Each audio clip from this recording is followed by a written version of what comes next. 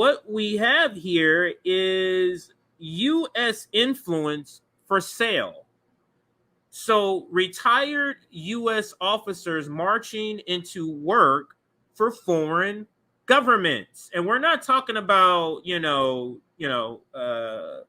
some low-level sort of officer. We're talking about generals and admirals. And let me read a little bit of this story here. It says DOD laundry list exposes how much money is on offer for military brass to cash in on their connections and influence. So we have these military people who, who are making money and funneling money to weapons contractors and murdering millions of people all over the planet.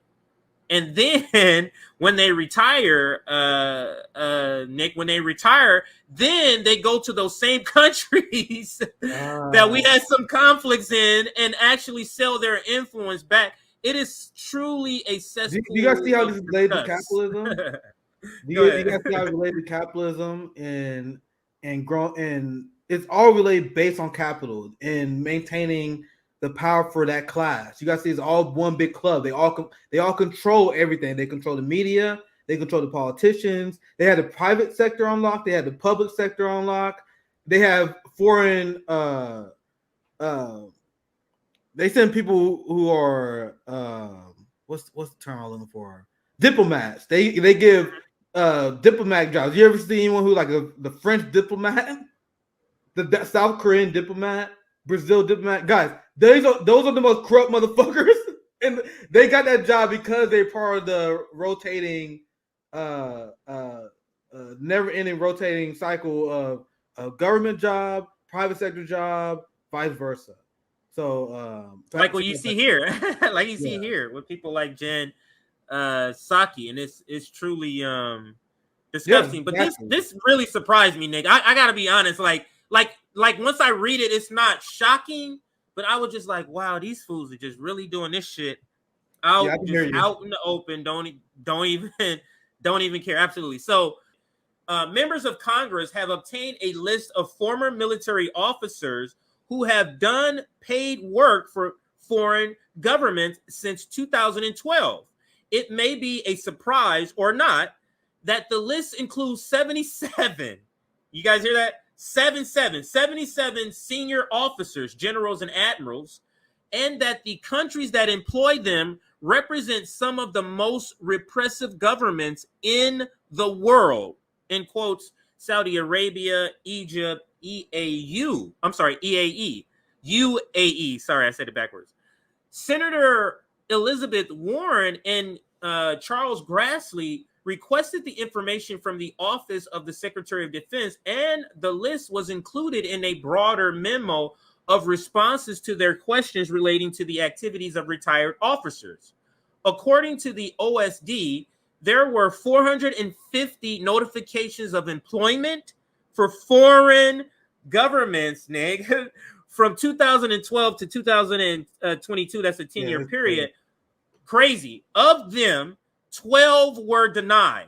So of the 412, only 12 were denied. 21 were administratively closed or withdrawn, and 11 were pending state or DOD approval. And now this last paragraph here, the top country of employment, the UAE, of the 47 different nations listed in the report, more than half of the approvals were for work with the Emirates, either with the country directly or with contractors working on behalf of the country. Of the total UAE jobs, only 32 disclosed their compensation. Only 35 disclosed their compensation. The remaining 185 are listed as non-available or non-reported. So these niggas is raking in money, Nick. These people are raking in money. And I'll just shout out some of the names. I won't read them, but some of the names of the people who are listed, like here, General Charles J. Dunlap Jr. received 8 separate approvals. That's one of them. And then here's another one, and some including for countries like Canada, Denmark, Israel to get influence from Israel. Look at that. Now you see how Israel is so powerful. And then you have NSA head General Keith Alexander as another one. And he had influence, or he was seeking influence for Singapore, Saudi Arabia again popping up in one with Japan. So this is the influence that our former, the people that we want to give praise to served our country, Nick. They're certainly serving our country by selling influence to other countries. Go ahead. Your word. We don't know. Like, people have no idea how corrupt our system is, and as I mentioned many times before, is by design. Like, capitalists not going to give it their own power, so they're going to give it to their own friends. They're going to give it to people in their own class interests. That's how they have control of all the government jobs. Then they get the lobbying jobs, and they also on the board of companies who donate to the politicians, who donate to the media, who then give them favorable coverage. When people say the United States is kind of corrupt, it's like, bro, that's an understatement. Russia, China, no one has anything on us. We just talking about one industry. Like you can dive into the corruption in Hollywood. Like, you can dive into corruption in so many different industries in this country. All of them are shady. But we mentioned before, like wage theft. When you look at wage theft, the biggest cause of working class losing money, that is civil asset forfeiture and the state taking their money. But somehow our state convinced you to be afraid of your neighbor, even though the fucking government and capitalists that run corporations are stealing hell of money out of y'all from y'all. But y'all worried about the black guy in the hoodie.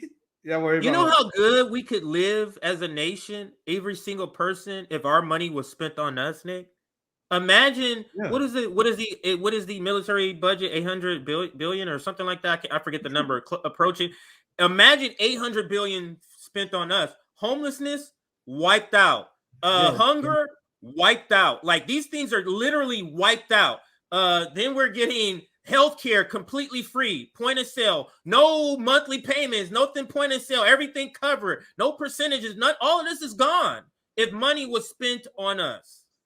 Even if the black capitalist class stopped stealing the labor value of their black workers, can you imagine what would happen? Mm-hmm. Once again, Marxist analysis that so many people are mixing. Like, we don't even have to ask for a fairy tale. Well, I guess it kind of is, right? But it's not even like asking the government to improve our community. This self-determination, and we demanded our labor value be paid fairly. And we demanded a more social approach to our own communities, right? That would do a ton.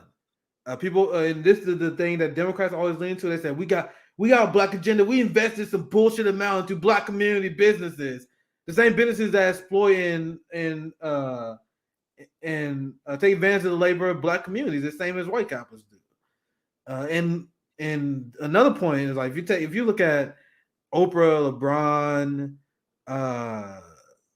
so many, like Michael Jordan, Dr. Dre, like, there's countless of these black billionaires. I'm not talking about 100 millionaires, like billionaires. Then there's black business people that doing jack shit. They got write-offs, top-down organizations that have done exactly what for our communities? Nothing. Can you imagine if they wasn't class loyal?